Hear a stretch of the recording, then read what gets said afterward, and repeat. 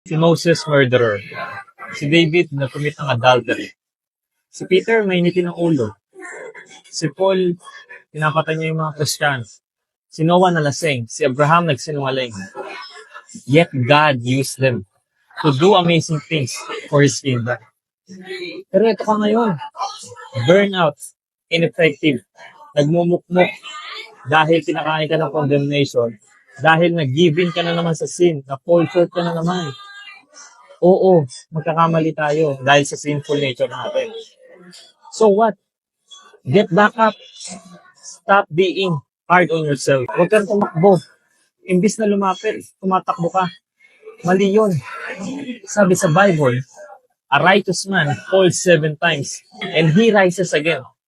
Ang sabi ng Diyos, our sins, He will remember no more. Kaya huwag mong hayaan na kainin ka ng condemnation na binabato sa'yo ng kalaban. Satan is cunning. Puso si Satan. At ang gagawin niya, he will throw a lot of flies in your head para maging ineffective ka at hindi magawa ng Diyos ang purpose niya sa'yo. Huwag mong hayaan na kainin ka ng mga thoughts na binabato ng kalaban na you are a failure, you're not good enough. Yes, we will never be enough. But what Jesus did on the cross was enough. God is the Alpha and the Omega, the beginning and the end. Nakita niya ng umpisa at ang katapusan. Alam niya na magkakamali ka.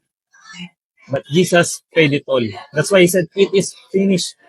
Binayaran niya na ng buo. Jesus defeated sin, death, and Satan. So get up. Do the things that will glorify God. Don't let condemnation stop you doing the purpose of the Lord for you.